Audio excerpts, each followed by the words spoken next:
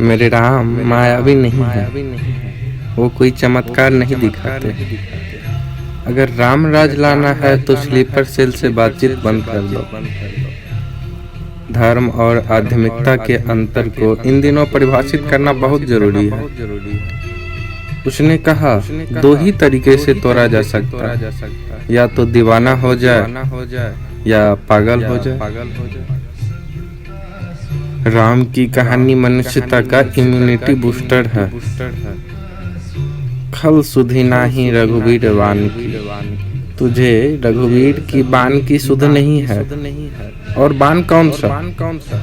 एक बान काटी सब माया, अकेले बान से सारी माया का निस्तारण करता है। एक बान काटी सब माया, जिमि दिनकर हर तिमिर निकाया। जैसे सूरज निकलता है और उसकी पहली किरण से ही उजाला अपने आप हो जाता है। मेरे राम मायावी नहीं है, वो कोई चमत्कार नहीं दिखाते। वो अकेले पुरुषार्थी हैं जो विश्व भर को चेतना दे सकते हैं। ये प्रकृति का अनुशासन कोरोना ने हमें सिखाया और बड़ा आश्चर्य हुआ। कोरोना से पहले जो देश कहते थे मेरे पास 10,000 दूर मार करने वाली मिसाइल है, दूसरे कहते थे मेरे पास 20,000 दूर मार करने वाली मिसाइल है। एक अदृश्य शत्रु ने आपके घर में प्रवेश किया और आपकी मिसाइल जीरो हो गई। प्रकृति ने आपको बताया, इसलिए प्रकृति और सोने के किलो में जब जब संघर्ष होगा प्रकृति जीतेगी। कोशिश करना चाहिए कि प्रकृति के पुत्रों को सोने के किले से संघर्ष नहीं करने पड़े। विश्व का इतिहास है कि जन वर्ग ही जीतता है। राम और रावण में क्या प्रतिशास्त्र है?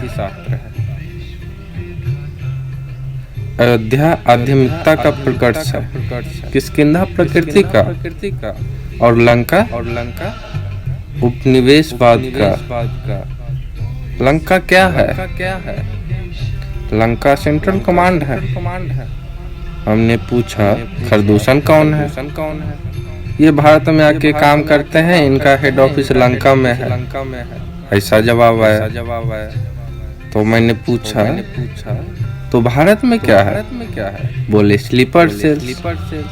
इसलिए राम ने स्लीपर सेल से बात नहीं की, उन्हें चेतावनी भी नहीं दी, एक ही बाण पर मोक्ष दे दिया।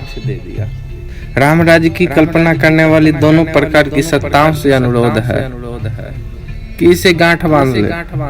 अगर राम राज लाना है तो स्लीपर सेल से बातचीत बंद कर दो। जब तक इससे बात करते रहोगे तब तक राम राज नहीं आएगा। इसलिए इस पूरी राम की कहानी का जो प्रकृति सूत्र है वो इन तीनों प्रतीक शास्त्रों के दोनों तरफ पड़ा हुआ है। दो बड़े प्यारे शब्द हैं, एक है संस्कृति और एक है संपत्ति। हम बहुत सारे लोग संपत्ति को ही संस्कृति समझते हैं, जबकि संपत्ति संस्कृति का बाय प्रोडक्ट है। और याद रखिए, दुनिया का जिस देश ने भी संपत्ति को संस्कृति समझा है वो इतिहास के पन्नों से नष्ट हो गया। आप 18वीं शताब्दी से पहले का ब्रिटेन देखिएगा, संस्कृति पर जी रहा था तो पूरे विश्व में उसकी मान्यता थी। कुछ दिन बाद वो संपत्ति पर जीने लगा, शक्ति पर जीने लगा। 2/3 दुनिया पर कब्जा तो उसने कर लिया, लेकिन आज वो कहाँ खड़ा है आप देख ही रहे होंगे। जिस किसी देश ने संस्कृति को अर्थव्यवस्था बनाया, जिस किसी समाज ने संस्कृति को अर्थव्यवस्था बनाया, वो समाज और व्यवस्था ही नष्ट हो गई। इसलिए भारत कोई मूर्खों का देश थोड़ा ही है। हमारे चिंतकों ने पूरी प्रकृति को ही भगवान से जोड़ दिया। इको एक्सेप्टेबिलिटी हमें पढ़ाई, जुगनू तक को इंद्रघोष कहने वाला देश और वीर बहुटी को इंद्र बहु कहने वाला देश, ताकि इसमें भी भगवान का नाम रहे। घास को हरिदर्श कहने वाला, हल्दी को हरिद्र कहने वाला देश। उसके मानस में ही यही बात है इसलिए कोरोना काल में प्रसन्न रहे वो लोग जो आत्मनिर्भर थे। धर्म और आध्यात्मिकता को परिभाषित करना इन दिनों बहुत जरूरी है। आध्यात्मिकता संस्कृति से आती है और संस्कृति धर्म की रेहल है। रेहल जानता है? त्रिपदी, जिसके ऊपर मानस रखी जाती है, जिसके ऊपर भागवत रखी जाती है, जिसके ऊपर बाइबल, कुरान आदि रखे जाते हैं। अगर त्रिपदी टूट जाए तो धर्म टूट जाएगी। इसलिए संस्कृति को पकड़ के रखना बहुत आवश्यक है।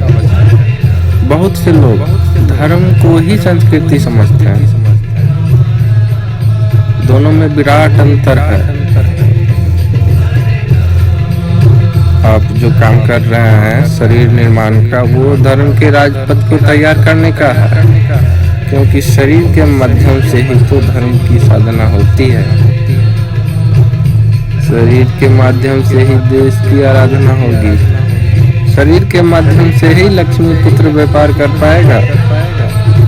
शरीर के माध्यम से ही तो चिंतक विचार कर पाएगा, क्योंकि वही साधन है।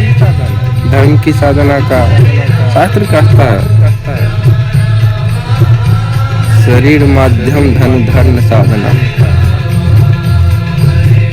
शरीर ही माध्यम है धर्म साधन का। इसलिए हो सकता है धार्मिक क्रिया आप कर रहे हो,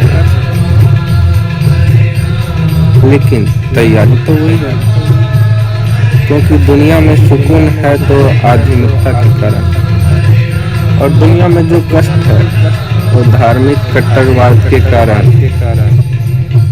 इतने वर्ष हो गए, हजारों वर्ष हो गए, ईश्वर हमसे पराया क्यों है? हमको ऐसा क्यों लगता है? और ये हमारा षड्यंत्र है, हमारी योजना है। जिस व्यक्ति का अनुसरण ना कर पाए उसको ईश्वर बना दो, उसको बड़ा बना दो, उसको इतना बड़ा बना दो कि अरे वो तो बड़े आदमी है, साहब कहाँ से करेंगे। तो हमने कोशिश की है, हमने प्रयास पूर्वक भगवान को अछूता बनाया है। पर संस्कृत अद्भुत भाषा है। उसका शब्द आपको बताता है। संस्कृत में सीढ़ी का अर्थ है अवर्तनिका। ऊपर चढ़ने की सीढ़ी कहलाती है अवर्तनिका, यानी कि ईश्वर तक पहुंचने का माध्यम ही अवतार है।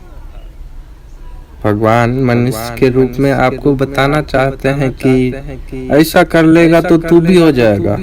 और स्वामी विवेकानंद ने भी ठीक यही कहा था कि अगर भगवान ने मनुष्य बनाया है तो अपनी साधना से मनुष्य भी